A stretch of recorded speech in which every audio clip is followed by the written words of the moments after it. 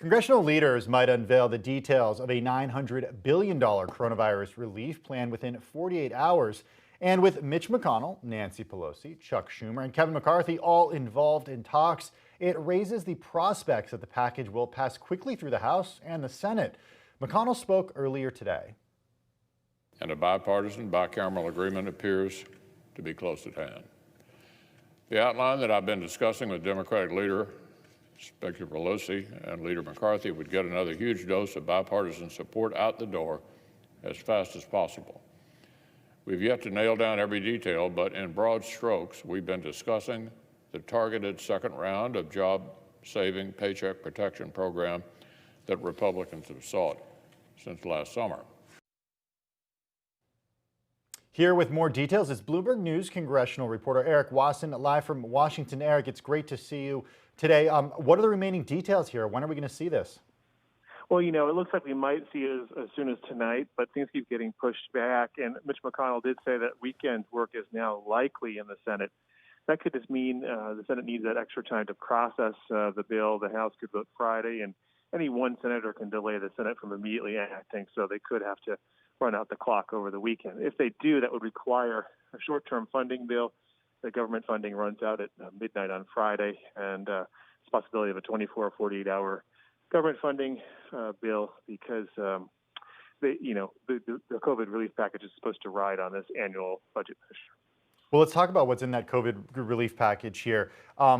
The draft includes, according to Bloomberg News, $900 billion of a proposal, $600 in payments for individuals, $300 per week in supplemental unemployment insurance payments and aid for small businesses, and $17 billion for airlines here. Let's start with these direct payments, a far cry from what we saw earlier this year. How are those being received?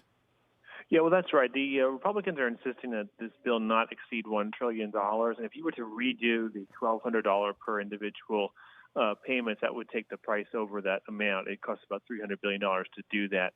There has been some talk of maybe increasing the amount, but lowering the income cap.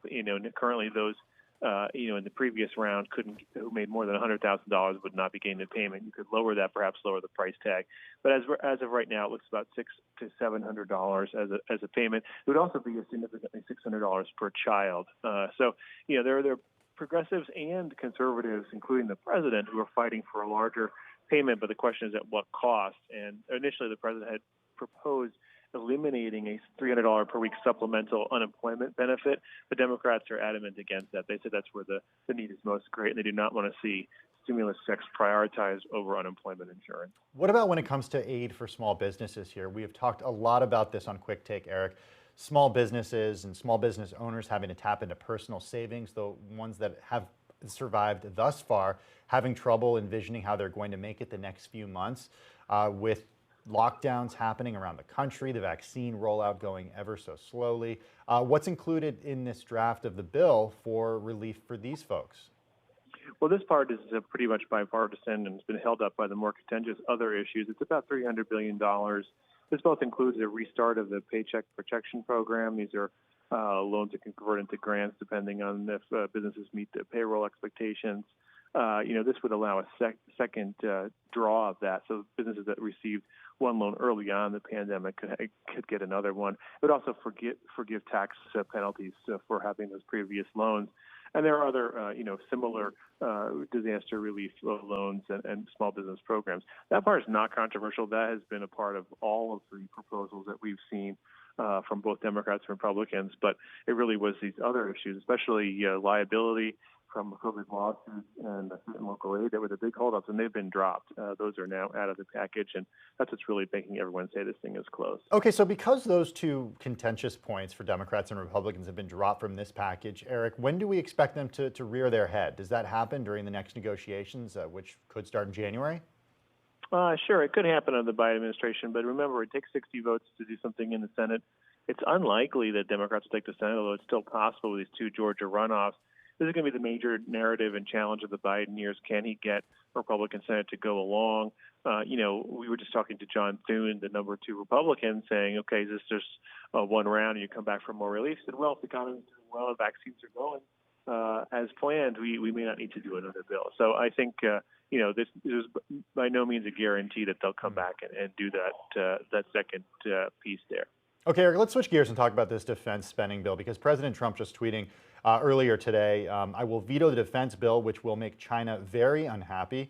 They love it, must have Section 230 termination, protect our national monuments, and allow for removal of military from far away in very unappreciative lands. Thank you. That was a particularly tough tweet to read, I should say.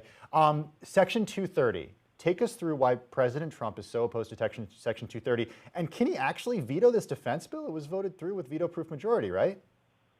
Yeah, so he does have the ability to veto. The question is whether Congress has the ability to override it. It takes two-thirds votes in both the House and the Senate, and it did pass both bodies with huge majorities, but House Republican leader Kevin McCarthy, a close associate of the president, has said even though he voted for the bill, he would oppose overriding a veto.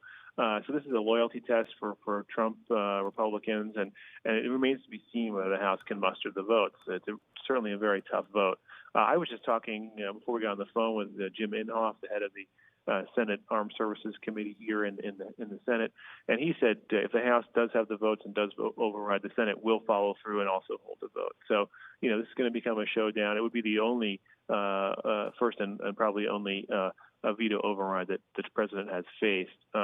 Section 230 is liability protections for social media companies that will prevent them from being sued for the content posted by the many users on there. The president has been trying to use this as a cudgel in order to browbeat Facebook and Twitter to stop, labeling his tweet as misinformation in order to gain, leverage over them. And this is an issue that Inhofe and others are saying is not related to national defense. They also dispute the president's characterization that China loves the bill. They say they've shown no evidence of, and don't understand why he keeps saying that.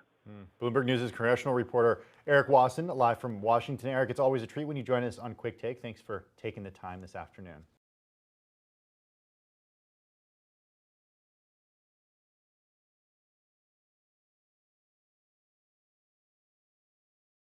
The biggest stories the moment they happen from around the globe. Subscribe to Bloomberg Quick Take now for insight in an instant.